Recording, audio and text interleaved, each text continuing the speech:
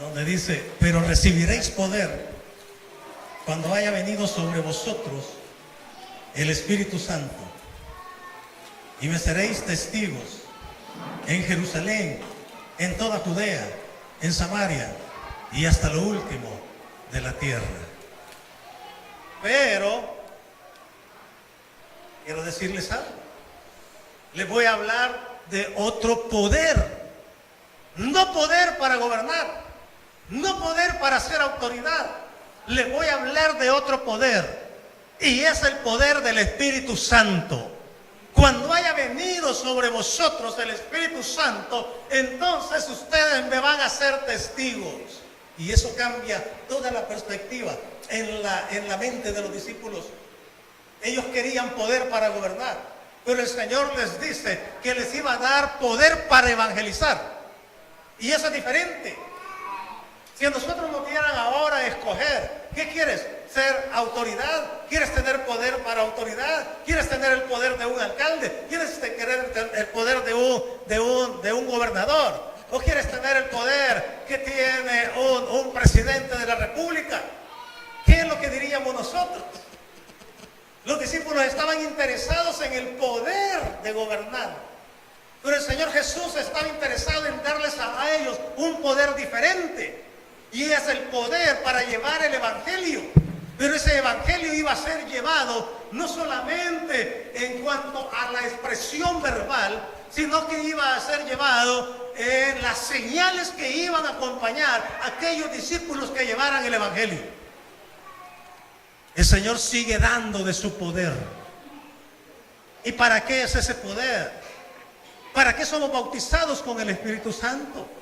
No somos bautizados para ufanarnos, para creernos que somos más espirituales que otros, para decir yo hablo lenguas y el otro no habla lenguas. No es ese el propósito del poder. El propósito de ser revestidos con poder de lo alto es para que seamos testigos, para que llevemos el Evangelio a otros lugares. ¿Y qué sucedió? ¿Cuál era el mandato? El Señor no les dijo quédense en Jerusalén. Si usted lee, y por eso le remito una vez más a Hechos capítulo 1 versículo 8, no les dijo quédense únicamente en Jerusalén y allí prediquen el Evangelio y allí sanen a los enfermos y allí echen fuera a los demonios. El Señor les dijo vayan a Judea también, vayan a Samaria también. Y hay un contraste entre Hechos capítulo 1 versículo 8 y vea el contraste en Hechos capítulo 8 versículo 1. Solo denle vuelta a los capítulos, a los números. Hechos 1:8 y Hechos 8:1. Dice, Saulo consentía en su muerte, la muerte de Esteban.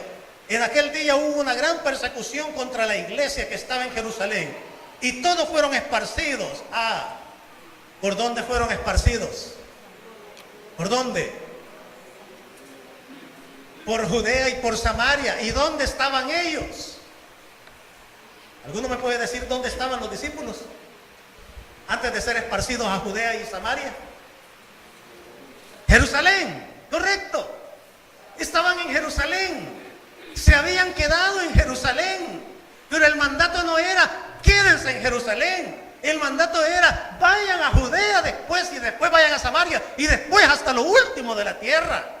Pero ellos se habían acomodado y se habían quedado en Jerusalén. ¿Qué sucedió?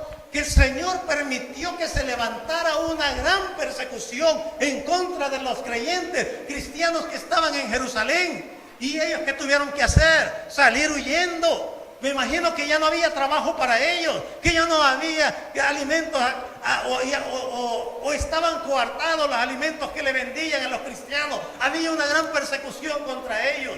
Así acababa de ser muerto Esteban. Los religiosos judíos se habían levantado en contra de ellos. Las autoridades romanas no los protegían. Así que ellos tuvieron que salir huyendo de Jerusalén y se fueron a Judea y a Samaria, a donde el Señor les había dicho que fueran después de Jerusalén. Pero miren qué interesante. Pero los que fueron esparcidos, los que salieron huyendo de la persecución de Jerusalén, dice que iban por todas partes anunciando el Evangelio. Entonces cumplieron lo que Jesús les dijo.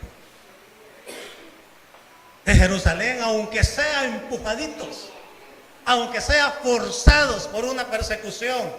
Cuando fueron y llegaron a Judea, aquellos que iban huyendo de la persecución, predicaron el evangelio en Judea. Y aquellos que se fueron a Samaria huyendo de la persecución, predicaron el evangelio allí en Samaria.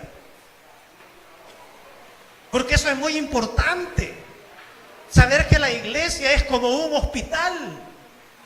Que la iglesia es un lugar a donde van personas enfermas del alma, que van personas enfermas de su espíritu, que van personas enfermas de su cuerpo, que van personas enfermas de su mente.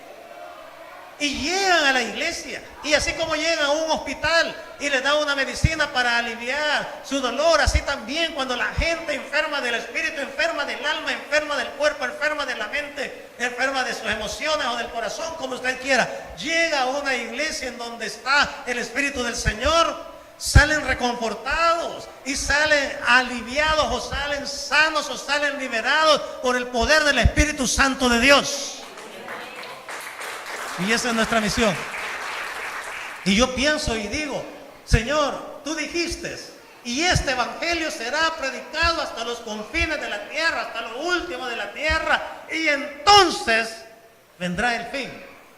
Y cuando yo llego allá, como han llegado otros misioneros a Alaska, lo último de la tierra, a predicar el evangelio, yo digo y declaro de que nuestra llegada a lo último de la tierra para predicar el evangelio allá, estamos siendo parte de ese cumplimiento en el cual estamos acelerando la venida de Cristo Jesús. Porque el Señor dijo que cuando fuera predicado a lo último de la tierra y los confines de la tierra el evangelio, entonces iba a llegar el fin. Y estamos cerca, yo lo declaro, de esperar ese día cuando va a sonar la final trompeta. Y nos vamos a ir con Cristo Jesús. Pero antes de eso, tenemos que predicar el evangelio aquí y allá.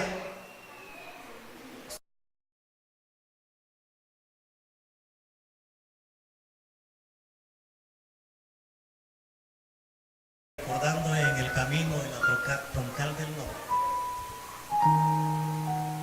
cuando fui llamado al ministerio, y mi ministerio comenzó en el kilómetro 7,5 de aquí, de la carretera troncal del norte. Veníamos desde la colonia La Rábida, no sé si todavía está la ruta 38, todavía está o ya no. Íbamos a tomar la ruta 38 en el centro, allá enfrente de un banco salvadoreño que estaba en una plaza, enfrente del Teatro Nacional. Y de allí nos veníamos, el bus ya iba lleno. Yo recuerdo que y pasábamos comprando en una panadería un pan llamado Quirey, nos lo poníamos aquí en el cinto. Y a veces nos tocaba venir colgados en la puerta del autobús y la bolsa del pan papaloteaba con el viento que nos daba. Nos bajábamos aquí por donde, no sé si todavía está, que le dicen el Cristo Negro. Por ahí caminábamos y bajábamos al cantón Calle Real, en las orillas del río. Ahí estaba la iglesia. Y cuando venía en esas calles, venía pensando en mis inicios en el ministerio. Eso fue 36 años atrás, si no me equivoco. 36 años atrás.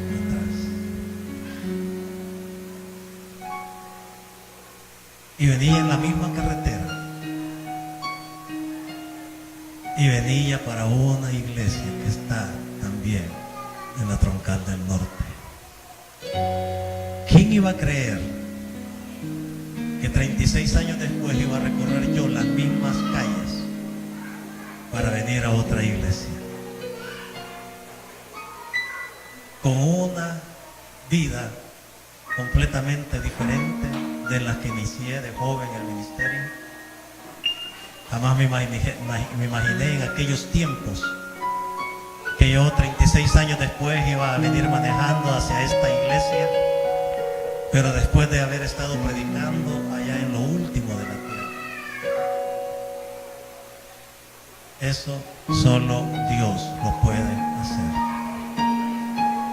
Jóvenes, señoritas, ustedes no saben las grandezas que Dios tiene adelante en tu vida. Tú no lo sabes. Lo único que tú tienes que hacer es ser obediente y mantenerte en el camino del Señor, porque no sabes hasta dónde Dios te va a llevar. No lo sabes.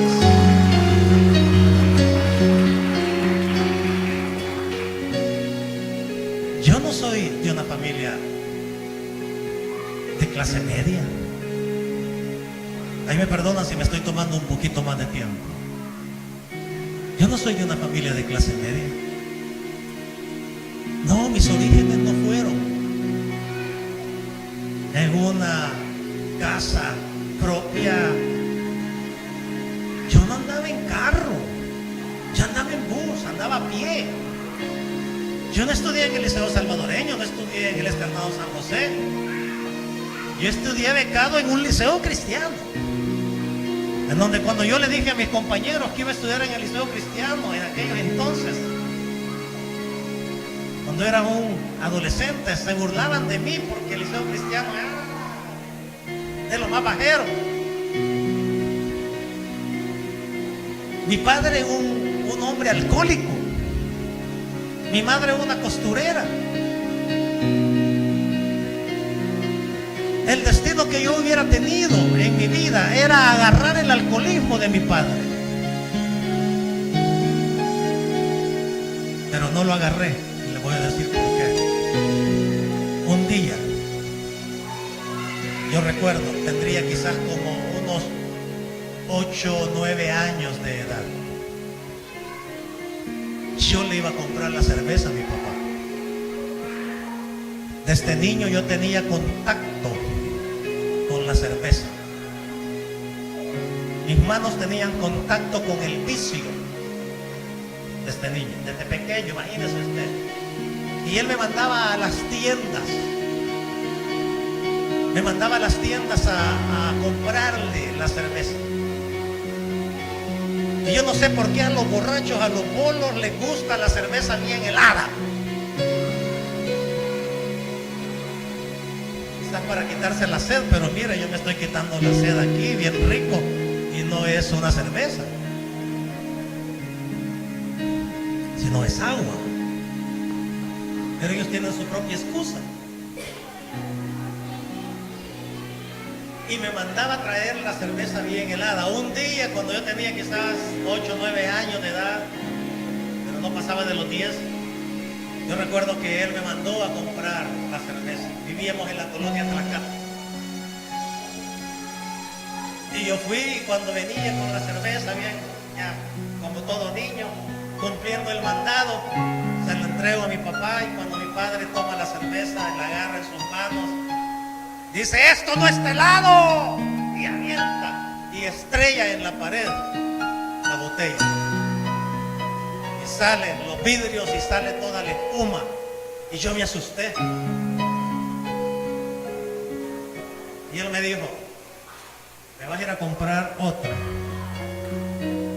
y no regreses, oigan bien las palabras, y no regreses si no está helada. Y allá va aquel niño y llega a una tienda y dice: dame una cerveza. Y agarra la cerveza, de esa grande, no era de la pequeña, y agarra aquella botella y le digo: no está helada. ¿Cómo no? Me dice: no está helada. Y la entrego y me voy a otra tienda, una cerveza, y me dan la cerveza, no está helada. Y me voy a otra tienda y recorro tiendas de la 5 de noviembre y de la colonia Atlacá, y en mi gran aflicción yo no sentía helada la cerveza, y estaba helada.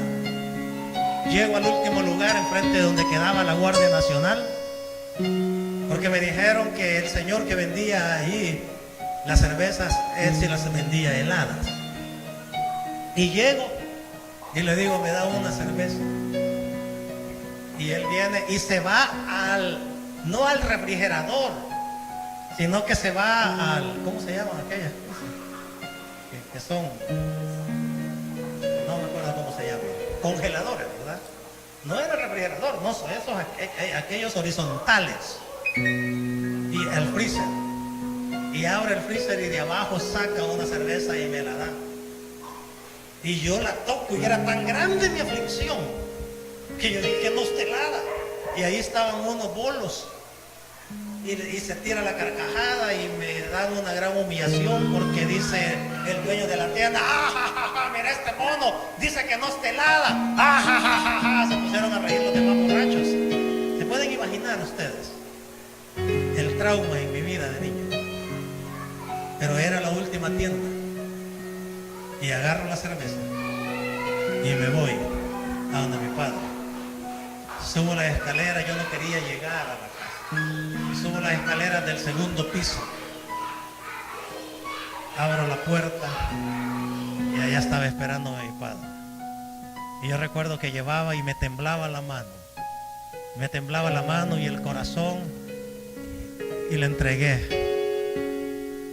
Y cuando yo le entregué la cerveza, yo esperaba ya una reacción peor a la anterior. Y le entregué la cerveza. Y me dice, esta sí está helada. Y entonces yo dije, de niño,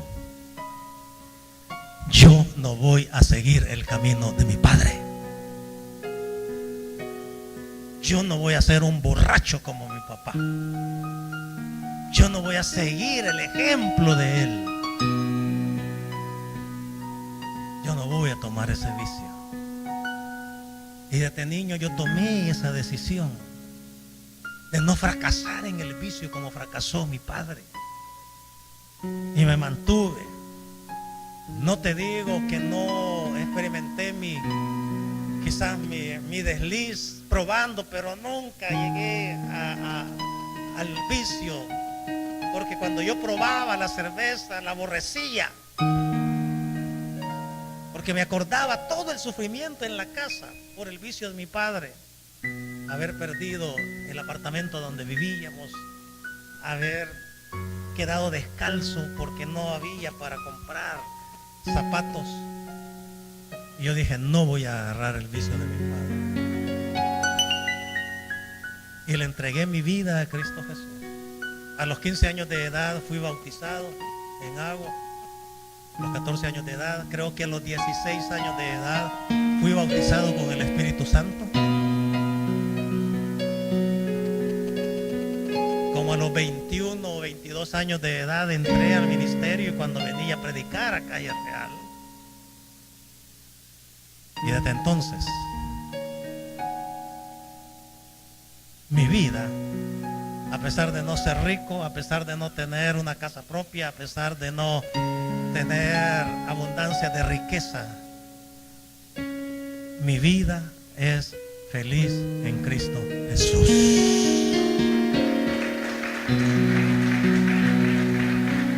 Y ahora el Señor me ha llevado lejos, hasta lo último de la tierra. No sé hasta dónde te va a llevar a ti.